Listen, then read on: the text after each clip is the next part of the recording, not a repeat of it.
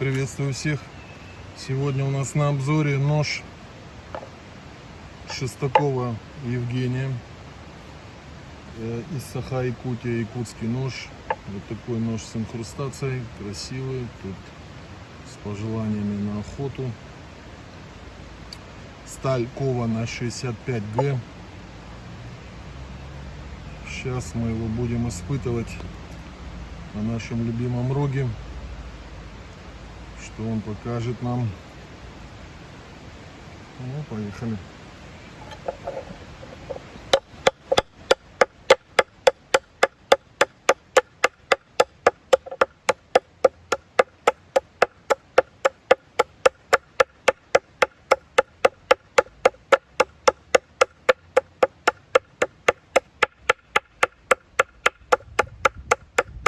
Вот такую достаточно большую стружку вот сейчас снимает.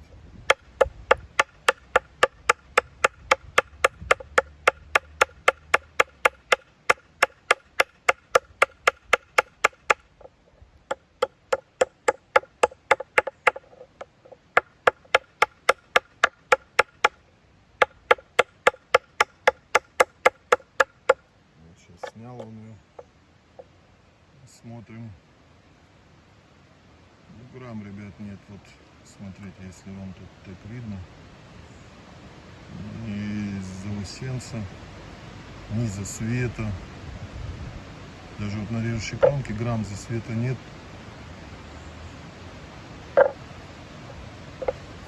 Поехали дальше.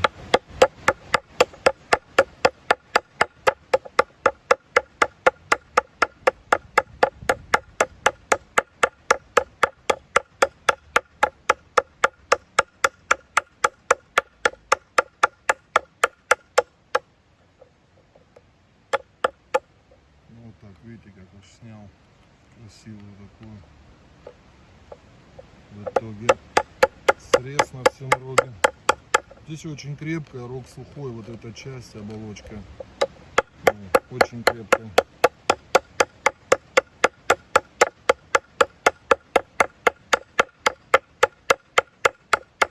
Вот опять крупная такая стружка.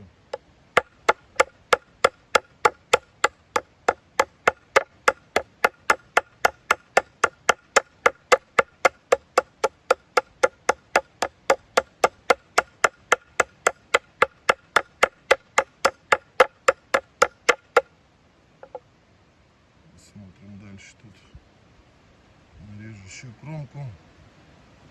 Ну, грамм ничего нет.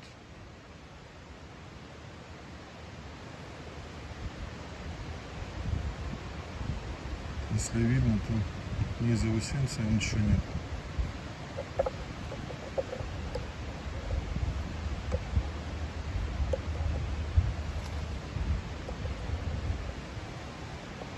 Сейчас я хочу вытереть вот, ну, эти косточки, аж как прилипает от нагрева.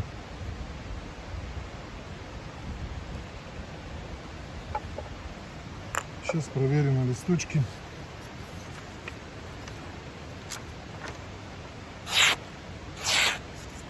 Ребят, видите,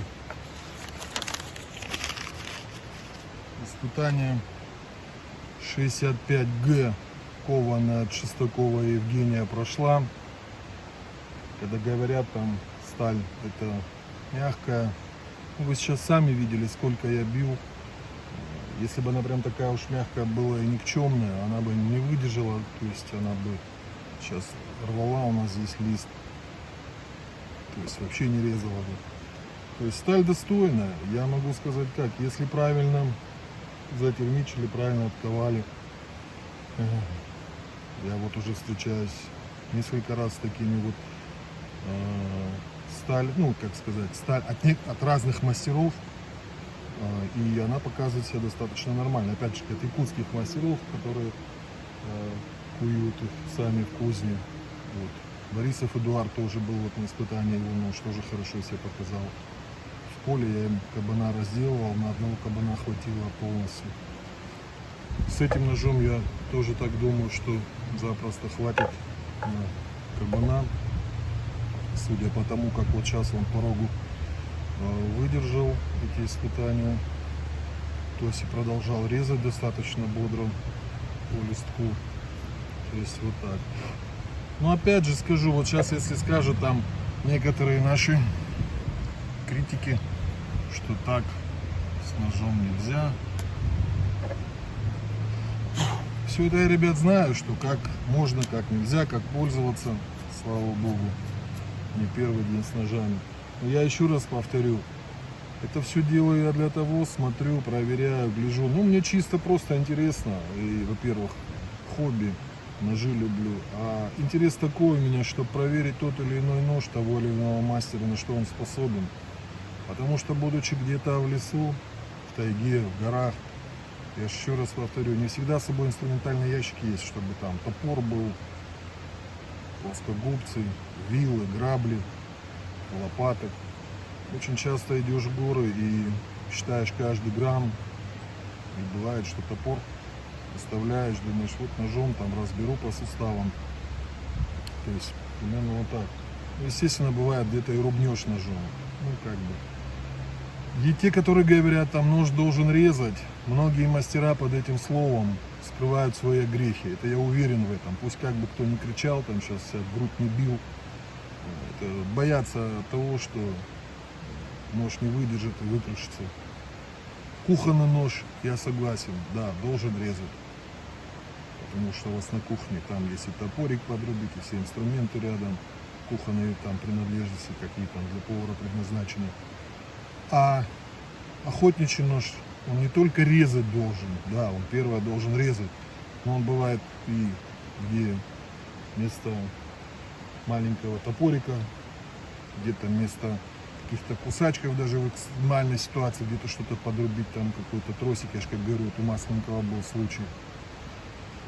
То есть не оказалось никакого инструмента.